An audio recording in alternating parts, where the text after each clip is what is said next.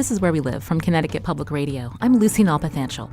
Her debut novel, Lilac Girls, sold 1 million copies and landed on the New York Times bestsellers list for weeks. Now author Martha Hall Kelly brings readers back into the lives of the Ferriday family, a family with roots in Connecticut. Today, Where We Live, we preview Martha's new book, Lost Roses. The book is inspired by true events. This time, she focuses on another strong woman, Eliza Ferriday. Eliza is the mother of socialite Caroline Ferriday, who readers embraced in Lilac Girls.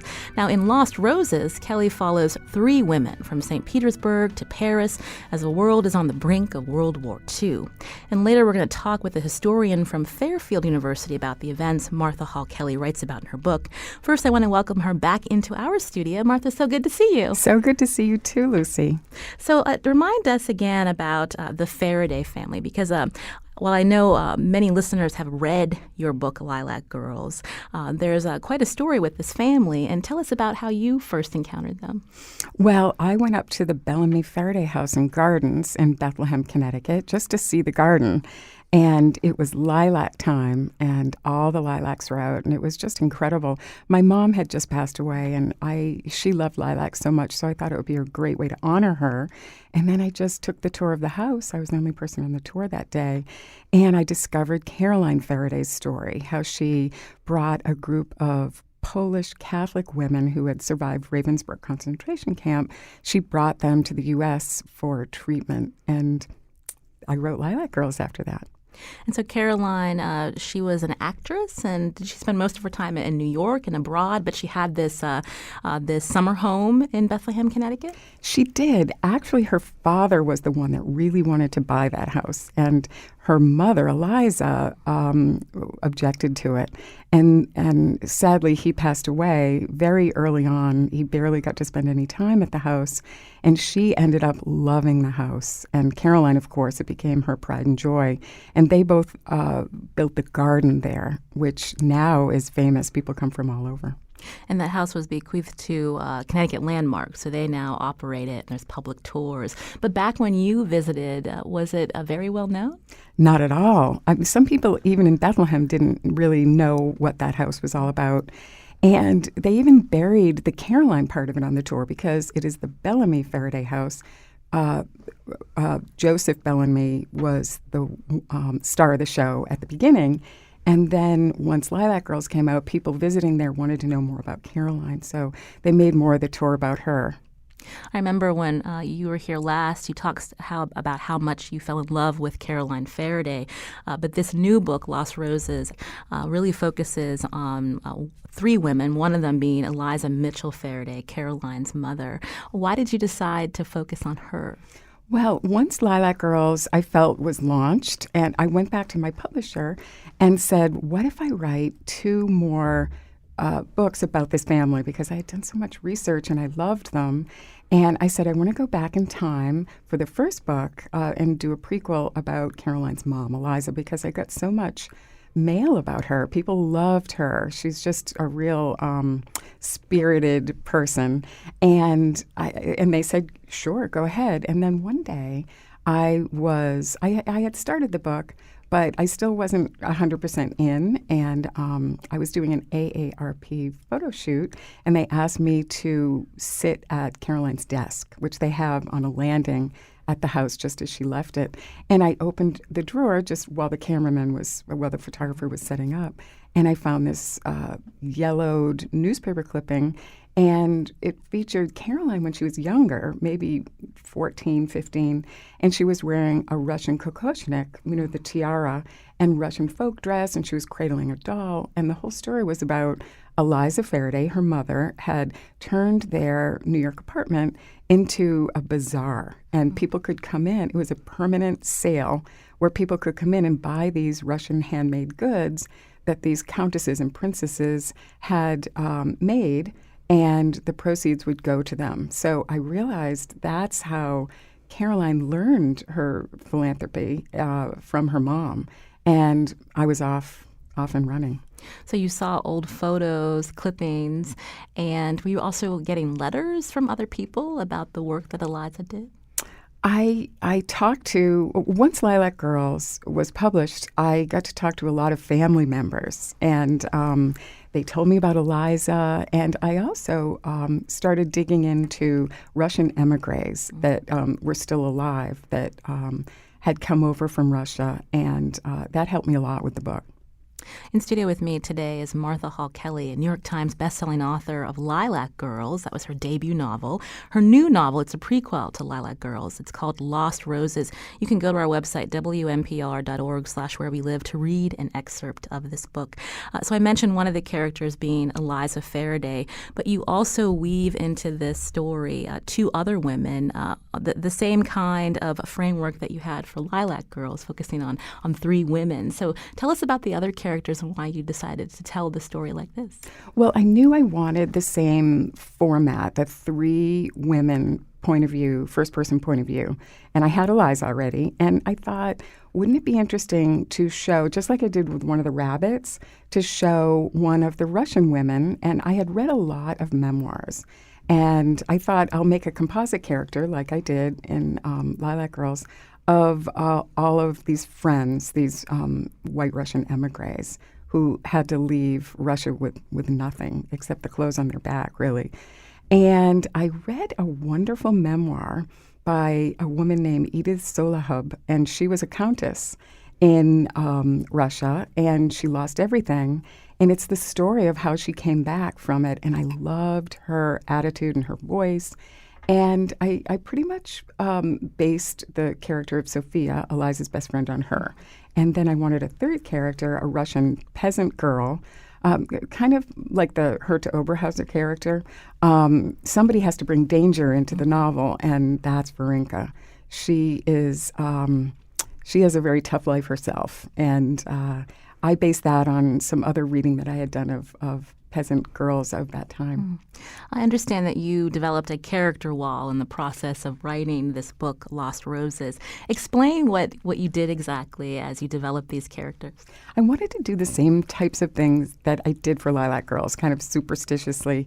And I loved I saw on the internet somewhere that writers should print out pictures of what they think their characters look like and put them up. So I did that in my office, and I put all the different characters all around. I didn't realize that I had chosen Tom Brady as one of them, and somebody later said, you know, as a fawn, you have Tom Brady, and I thought, I'm from Massachusetts, I should know better, but I didn't even know that was him. I just picked an attractive man.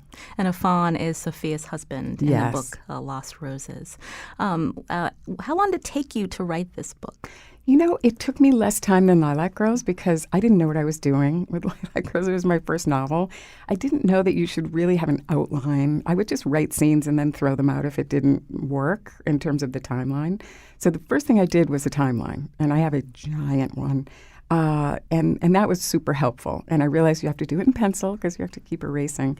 And I think that was one of the most helpful things that I did. This has been described as historical fiction because it's based on true events and real people. Why this format versus a straight biography of the Ferriday women? You know, there wasn't enough information about Caroline, really. She was researching other people. She was researching Reverend Bellamy and the rabbits and Herta Oberhauser. So that was really good for me. But there wasn't really enough information about the family, I didn't think, to make it compelling. And also, once I got going, I didn't want to be hamstrung by just doing nonfiction. It was so much fun to kind of recreate her world. It was fun to read, too. My producer and I were talking about it was a breath of fresh air because we read so much nonfiction in our jobs, but to learn again about the Ferriday family and their roots in Connecticut. And you really are drawn in to this novel, Lost Roses. This is Where We Live. I'm Lucy Nalpathanchel. Again, my guest today, Martha Hall Kelly. She wrote Lilac Girls, the prequel to this novel. It's out this week. Lost Roses. You can read an excerpt of it on our website, wnpr.org/wherewelive. You can also join our conversation as I continue speaking with Martha Hall Kelly after the break. Find us on Facebook and Twitter at Where We Live.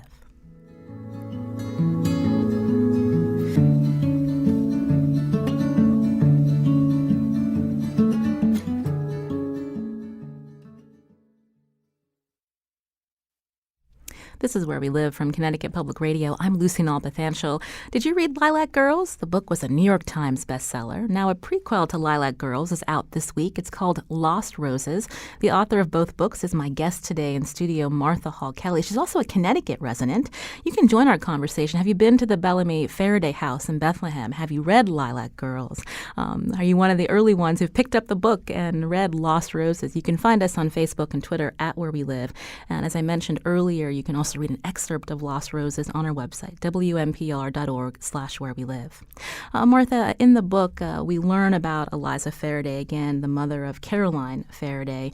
And she has a tragic event happen in her life where she loses her husband, Henry, to illness. But also in the book, you parallel that with how Eliza went on to help save a Russian emigre named Nancy from it seemed a similar illness. Can you talk a little bit about that character, Nancy, and what you were trying to convey?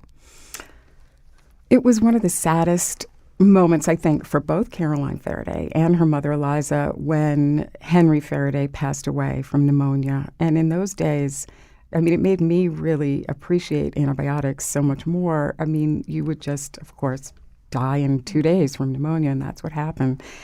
So I think it was always a wound for Eliza because her mother was a nurse in the Civil War, and it was a big part of their family pride that they had all these remedies and things. And she tries to save Henry, but she can't. So later, there's a Russian woman who arrives, and she's living in a really terrible part of New York City. She gets pneumonia, and Eliza has figured out how to help a person with pneumonia and what you do and you don't do. And she saves her, where her mother was really the one that was known for being the healer. And in this scene, she helps Nancy and kind of takes back some of that pride. Would you mind reading that excerpt for us? Oh, I'd love to. Again, this is author Martha Hall Kelly reading from her new book, Lost Roses. Against the windowed wall lay a light-haired woman on a thin, blue-striped mattress, piled high with coverlets and heavy overcoats of all kinds. Several women huddled around the mattress, and 2 knelt in the corner at prayer. I placed the back of my hand on the woman's forehead. How long has she been this hot? Our patient looked up at me, face flushed. Where had I seen that face? Those aquamarine eyes. The Immigration Bureau detention room that day. A woman in the corner raised her hand. She's been this way 2 hours or so. She shivered so bad we covered her, said another. Please, everyone must leave, I said. How many times had I seen Mother clear the room before she performed one of her medical miracles? I glanced at the girl on the mattress. This was our Russian Nancy? Such an American name. The woman hurried out, and I crouched near Nancy's head. What to do? Peg came to my side. Well, another terrible cough racked the girl. I froze. Was it pneumonia? I pulled a coat back to examine Nancy's face, the bluish lips, just like Henry. I stripped off my own coat and rolled up my shirt sleeves. Take everything off her, Peg. Peg hesitated. But she's cold. You must take off the coats and I'll open that window. She needs air in her lungs.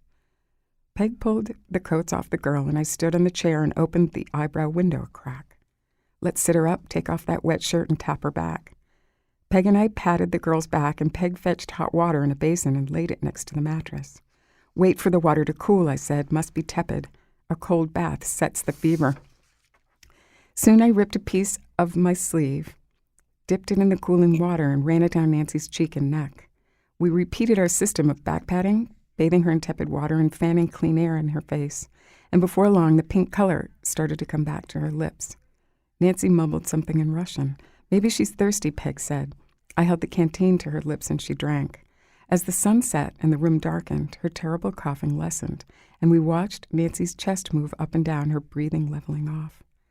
I opened Mother's black bag, pulled out a thermometer, and slid it under Nancy's arm.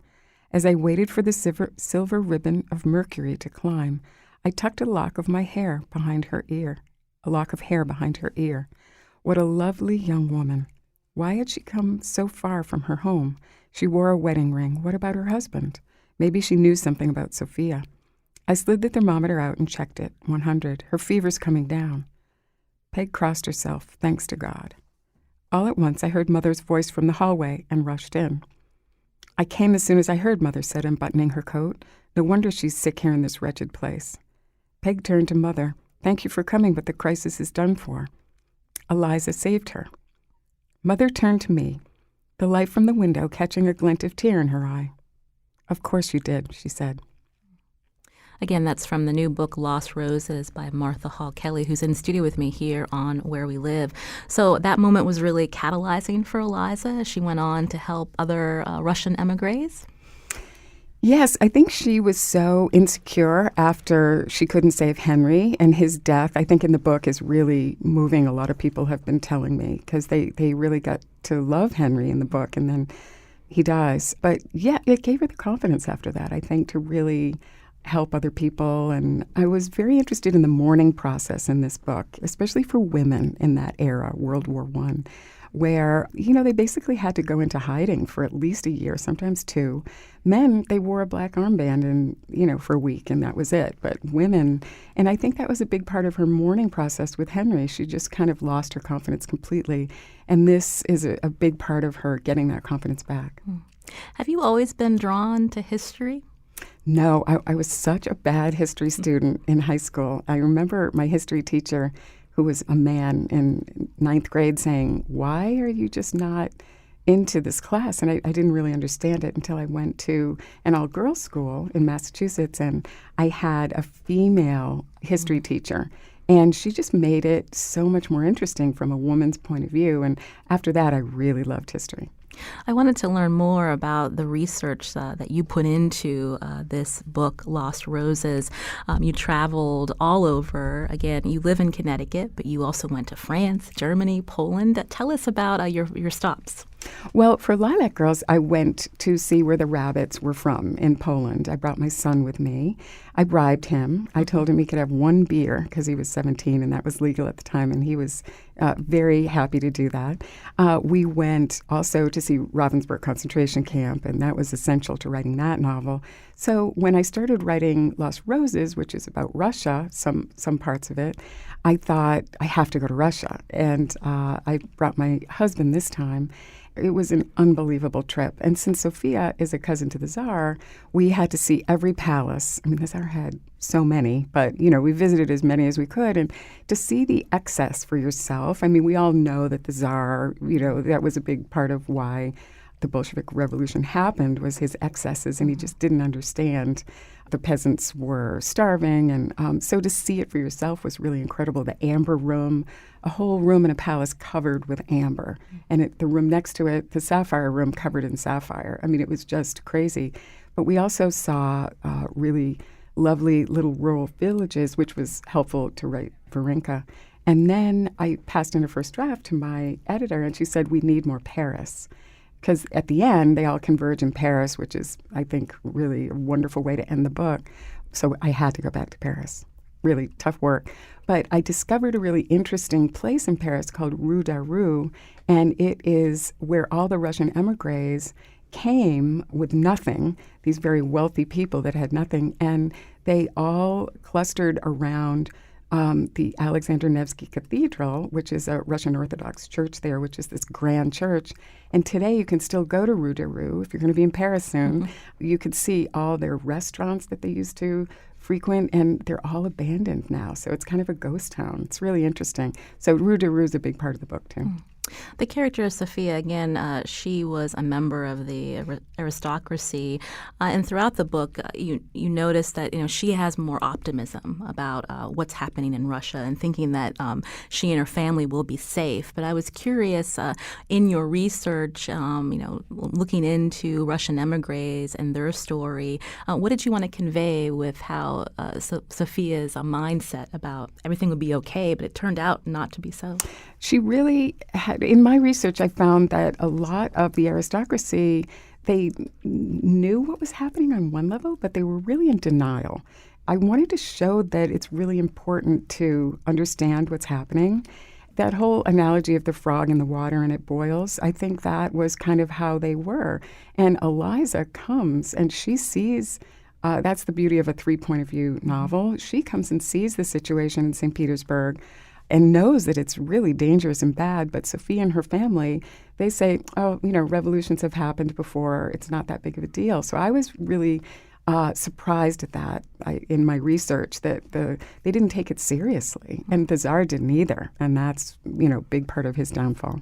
And coming up, we're going to learn more about some of the history behind this book setting, Lost Roses. Martha Hall Kelly, the author, in studio with me today here on Where We Live. Again, this is a prequel to the best-selling novel Lilac Girls. If you've read that book and are looking forward to learning more about the Ferriday family, I was curious if you could talk a little bit more about Eliza's relationship with her mother and this idea of, again, wanting to help these Russian emigres. But was there a tension there, bringing them to the States, especially because they were from a wealthy population? Especially, there's a scene about in Long Island, I believe, where people weren't happy with these emigres living among them. Well, I wanted to show the connection to today with immigration.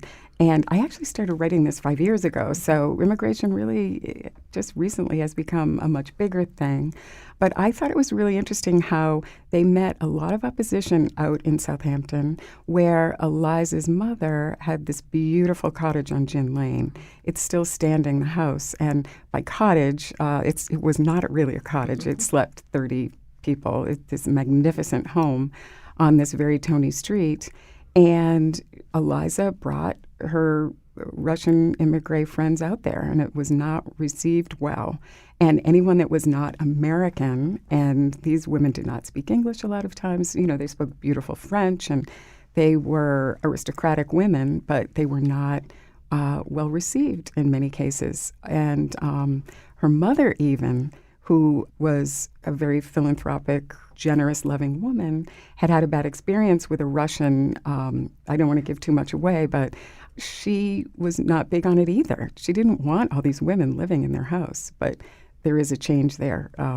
She comes to accept it in, I think, an interesting way. And how did the Ferridays, specifically Eliza, balance the conflict in Russia with what was going on at home as the U.S. got involved in World War I?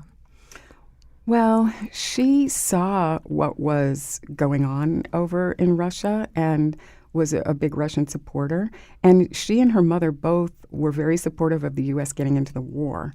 But we dragged our feet for so long. And I think she was really happy when we finally entered the war. She was also a big Francophile and wanted to support France in a big way, which, of course, was passed down to Caroline. Mm. Again, we're talking with Martha Hall Kelly, author of this new book, Lost Roses, a prequel to the New York Times bestselling novel Lilac Girls. You can join us on Facebook and Twitter at Where We Live. I'm curious, as you're writing this book and, again, developing these characters, you mentioned that you did a lot of reading and came up with composite characters based on your research. Can you tell me a little bit more about if you drew out some of your family's history in any of these characters, or even the crafts that they were involved in? Well, my father's mother, Grandma Hall, was a seamstress, and I loved watching her work, and I loved the clothes she made for us. She died when I was 5, but I still remember her sitting at her sewing machine and the beautiful coats she used to make with the velvet collars. So for some reason, I always write about someone that's a seamstress in my books, just because I love bringing that back to life. And in this case, it is Varenka's mother, who is a lot of the Russian women, when they came to Paris, they worked for the great houses of couture. And in this case, she ends up working at Lanvin, which in Paris, which is kind of fun. So that's how I incorporate it in this book. As you're writing, was there a particular character that you were really drawn to besides Eliza? Oh, that's always so hard. Yes, I really loved Luba. That is Sophia's little sister. And she's really smart for her age. And I just think really fun. Everybody that reads it, Luba they're in love with her. And it's so funny. You can't plan that kind of thing when you write a novel. It just happens. And so my editor said, what would you think about writing a prologue for the beginning? And I was really stumped. I didn't know how to write a prologue for this book. And she wanted to show the friendship between Sophia and Eliza to start out with that. And my husband said, why not just use Luba? Because you end the book with her. Why not start with the little sister? And so I did, and I just love the way that it came out. We got a tweet from Kathleen who writes, very excited for this next book. She said, I read Lilac Girls in 2 days. It was so engrossing. Wow. Kathleen, that's super fast reading. Now, have you heard from readers already? And what are their thoughts on this prequel? It's so much fun. It's so different from Lilac Girls because as a debut author, nobody knew who I was. And then thanks to you and other people over 2 years, Lilac Girls became a hit. But this time the anticipation has been unbelievable. And people have they got their books at midnight and they read it very quickly, and now there's already 60 or so reviews on Amazon. It's just amazing. It's so fun. What's that like? What's the pressure like? Again, that was your debut novel, Lilac Girls. It was a worldwide success. Were you nervous with this book coming out? Yes. It's a different kind of terror, though. I think the first time around, I just didn't know anything. I was such a green bean. And I got a late start in this. I started writing in my late 50s. So, but this time I know the process, but it is nerve-wracking with a sophomore effort. Everybody talks about the second book is always the hardest. And I feel good that I have that down now. Now that I have that accomplished, it feels good. You said you got a late start, that you began writing in your 50s, but again, it was such a successful book. Do you feel like your story gives confidence to other aspiring writers that you don't have to begin at a certain time? It's just finding that kernel of interest and building a story around it that's engrossing to many people. I always am so happy after a book talk when people come up to me and say, I've always wanted to write a novel. I've always wanted to open a business. Now I feel like I can go do that. And I hope it's inspiring to a lot of people. I get a lot of mail that says that it is. Also, a lot of mail that are inspired by Caroline and Eliza to go just do good things. And I really love that kind of mail. You were writing while you were the mother of 3 children. Now they're grown? Well, they were out of the nest by the time the book came out, but I was writing it. My 2 daughters were in college, but my son was in high school down in Atlanta. My husband went to work for the Weather Channel down there, and so he was around when I was writing it. He's very sensitive, and he would come out of school, and I would pick him up, and he'd say, "Mom, have you been writing Herta chapters?" She's the bad Nazi doctor yes, in Lilac Girls. So they had to go through some, pain and suffering while I was writing it. Well, who did you get support from? The whole family was incredible. At first I thought I was insane because I would just sit at my computer and write from 7 to 7, and they were a little worried about Mom, and I had always focused on them so much. And all of a sudden I was doing my thing, and so I think they were surprised by that. But they read every chapter, and my husband especially has been unbelievable. He's such a great partner. And he would cook for me, and around 7 o'clock I would smell garlic and then, emerge from my writing lair. And it's gotten to the point now where he loves the Civil War, and he cannot wait for the next book. And he's literally at my office door saying, do you have pages? So it's a lot of fun now. It's a nice partnership. That's a good transition to my next question. If you could talk a little bit about your next project. Again, there's a line to the Ferriday family. Absolutely. I've known I was going to write about the Woolsey family for a while. And I've done so much research on Caroline and Eliza.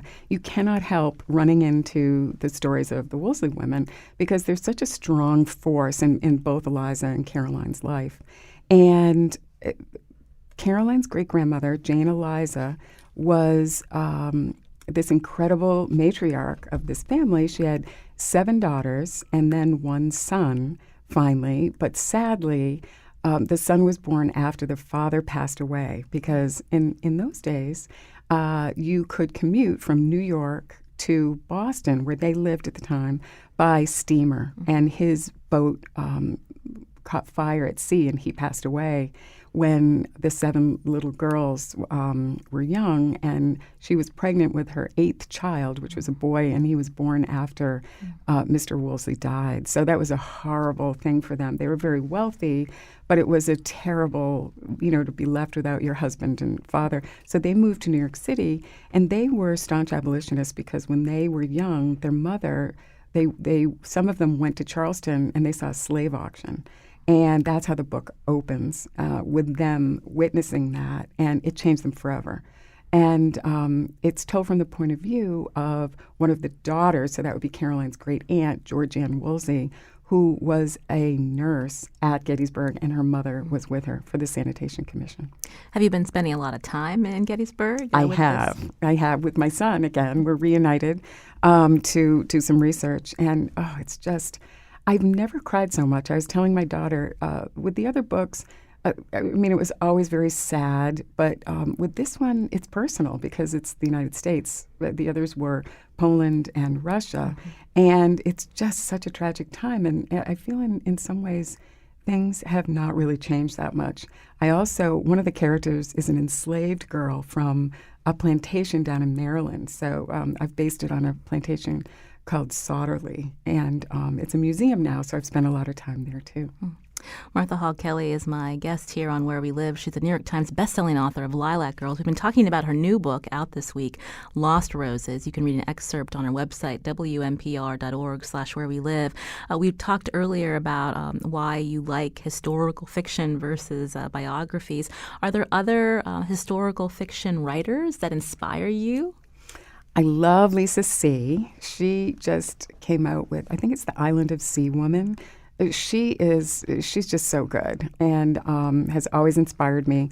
But my gateway drug into the world of historical fiction was Amy Tan. I really loved her books. And I go back all the way to Rosamund Pilcher.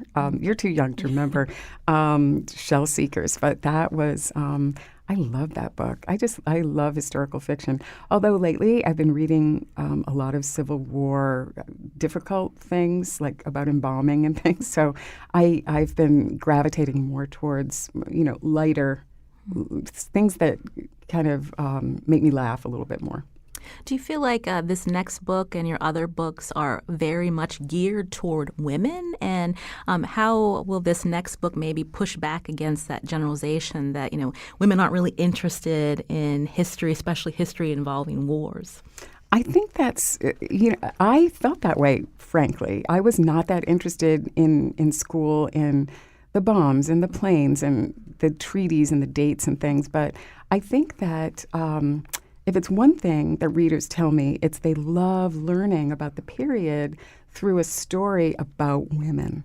And I'm just going to keep writing about women. Somebody asked me at the launch event, will you ever write from a male point of view? And I just said no. And they were cracking up. But it's the truth. I think that men wrote about men for centuries. And it's time, in my case anyway, to explore all of these lost stories that never got told. So, again, Lost Rose is a prequel to Lilac Girls. The next novel you're working on is a prequel again, following Caroline's great-grandmother. I'm just curious if will you be trying to find ways to continue writing about this family, or will that be it? And you'll have to start a focus on a new woman. I think that's it. Yeah. It's going to be a nice trilogy, and I could go back further, but there's really not that much information. I'd have to make too much of it up, and I love the hidden history, the truth behind the stories. And I have 2 new projects that I'm moving on to. I'm already writing them, so... Martha Hall Kelly is my guest today, the best-selling author of Lilac Girls, the prequel to that story, out this week, Lost Roses. Read an excerpt on our website, wnpr.org/wherewelive. I'm Lucy Nalpathanchel. Coming up, we're going to learn more about the history behind the book's setting, and you can join us too. Find us on Facebook and Twitter at Where We Live.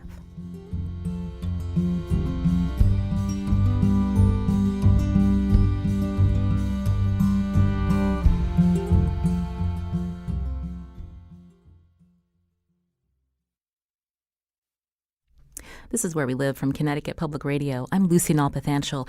Now today my guest is Martha Hall Kelly, the New York Times bestselling author of Lilac Girls. We've been talking about her new book, Lost Roses, and we wanted to learn more context about the time period Martha was writing about. So joining us by phone is Dr. David McFadden, professor of history and director of the Russian, East European, and Central Asian Studies program at Fairfield University.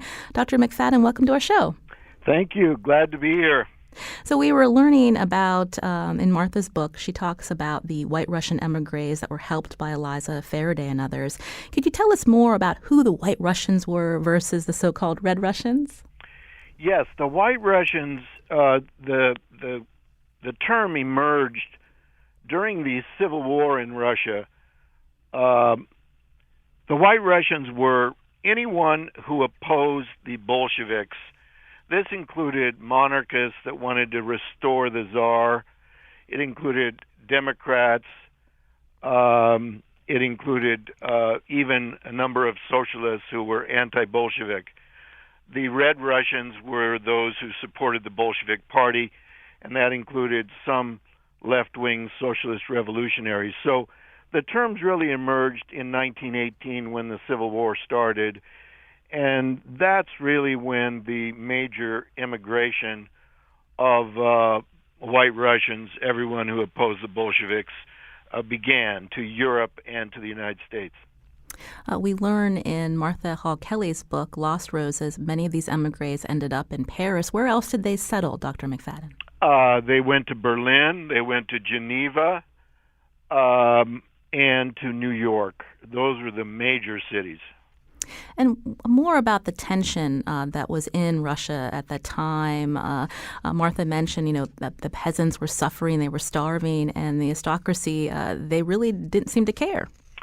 Absolutely true. From the time of, really the turn of the century, the preliminaries to the revolution of 1905, the situation in the countryside was dire. In fact, there was a famine in 1891, another one in 1905, and then in 1917.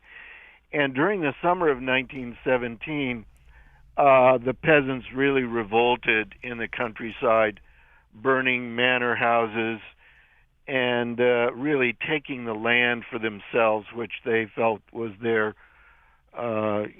right. So the social revolution in Russia really began to heat up in the summer of 1917 and continued through the whole Civil War period up into the early 1920s. I understand that part of the seed to that revolution started in 1905, which you mentioned. Tell us what was happening then. Well, in 1905, it was very interesting. There was a real, I call it the lost opportunity for Russia's democracy, because you had a very widely supported petition campaign, banquet campaign, led by the liberals and the intelligentsia, but with support of the socialist parties and support of the peasants, which was calling on the government to allow freedom of speech and to have a national parliament, the Duma. And finally, in October, after a massive general strike, the Tsar agreed and allowed the formation and elections for the Duma and freedom of speech in the press. That situation continued with a lot of restrictions that the Tsar put on the Duma clear up until 1917.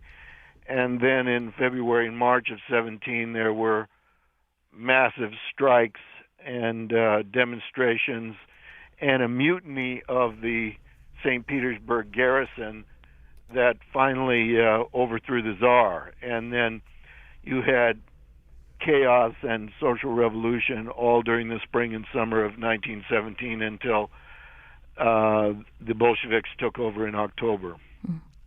You mentioned the Tsar. This was Nicholas II? Yes, Nicholas II. The historical record on Nicholas II is quite interesting. Most historians say that he really didn't like being czar. He was not decisive. He was very, changing his mind all the time and under the influence of advisors, including Alexandra and then Rasputin. So, one of the great questions about the Russian Revolution is, did the autocracy fall or was it pushed? That is social revolution more important, or was it corruption and just mistakes on the part of the Tsar? And it's both. It's both, of course. I mean, one beautiful story is in 1916 when he saw that the army was not doing well against the Germans on the Eastern Front. He went and personally took charge of the troops and suffered a horrendous defeat. And so it was like everything he touched didn't work. On the phone with me, Dr. David McFadden, professor of history and director of the Russian, East European, and Central Asian Studies program at Fairfield University. We're learning a little bit of Russian history to get more context behind this new book, Lost Roses by Martha Hall Kelly. Martha, there's a moment in your book when Eliza questions this character, Nancy, who we learned about earlier, about the Americanness of her name. In the book, Nancy says, "Just a precaution, some think the Reds will not rest until they've done us all in, no matter where we are, to make sure we don't come back and overthrow them." Was that a reality for many emigres? They were worried that no matter where they fled, that they would be targeted and killed, possibly? Well, they definitely were sitting on their suitcases, they say. They thought they were going to go back, and they were afraid that they were being targeted, especially when they were in Paris. But I think that they were paranoid in a way that they would be tracked down. Dr. McFadden, we were learning again about the long history of unrest in Russia. What are some common misunderstandings of Russia in the early 20th century? What do your students think about the role of Vladimir Lenin in any of this? Well, many of my students, and it must occur in some high school history books, come to me and say that Lenin overthrew the Tsar. And that just ignores the 6 months of social revolution from February, March to October, November.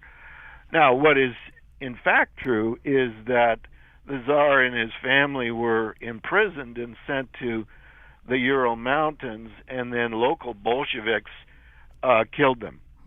So, there's just a germ of truth to mask the mistake.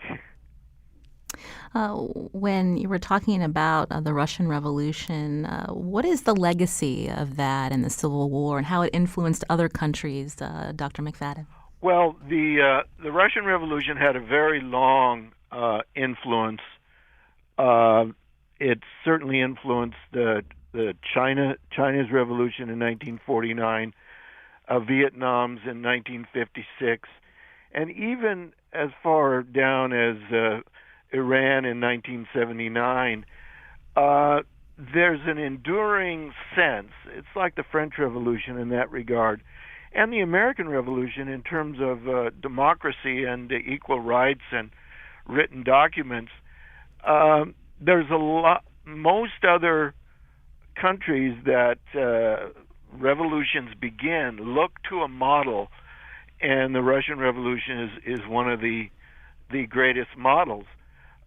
Sometimes they look to what was not done. Sometimes they look to what was done.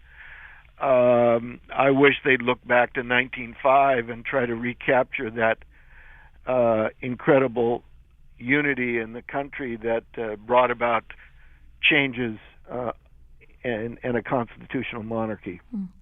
Dr. McFadden, Martha Hall Kelly and I were talking earlier about more effective ways to capture history and to remember these moments in time. Often the focus is on dates, and when you have historical fiction before you, you can be engrossed in a story, a people story around these events. When you are teaching your students, how do you convey these very momentous occasions and why it matters to them? Well, I think historical novels are an incredibly important part of teaching history, as are biographies and memoirs. One book I use in my classes on the Industrial Revolution is a wonderful book by a historical novel by a British author named Elizabeth Gaskell called Mary Barton, which brings alive the Industrial Revolution better than anything else. There's a great book by a Russian emigre named Nina Berberova, who's one of those emigres from the Bolsheviks. That's a beautiful book that does something similar. And for that matter, Nabokov's great books of his memories are very important. So memoirs, biographies, and historical fiction are all crucial to bring alive history. Dr. David McFadden, again, is professor of history and director of the Russian, East European, and Central Asian Studies program at Fairfield University.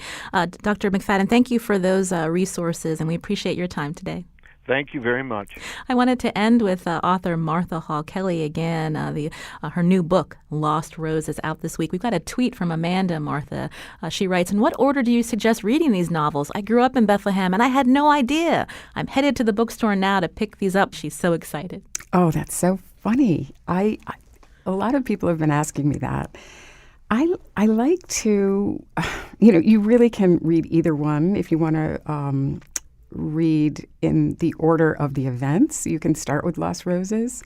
But there's something nice about reading it in the way that I wrote it, and reading Lilac Girls first, and then you know all the characters, and then when you go back in time, you have some frame of reference for Lost Roses. Well, we want to thank Martha Hall Kelly for joining us today. This is a great book, and we're so excited that you are able to be with us again. Thank you. I can't wait to come back next time. Again, you can get more information on our website, WNPR.org/wherewelive, and you can also read an excerpt of Lost Roses. Today's show produced by Lydia Brown. Our technical producer is Kyone Wolf. You can learn more about the show, WNPR.org/wherewelive. I'm Lucy Nalpathanchel. As always, thanks for listening.